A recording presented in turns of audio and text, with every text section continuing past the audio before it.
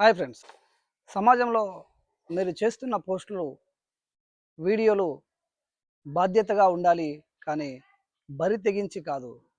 మీరు చేస్తున్నటువంటి పోస్టులు నలుగురికి అక్కరికొచ్చేలా ఉండాలి. కానీ నలుగురిని ఇబ్బంది పెట్టేలా కాదు.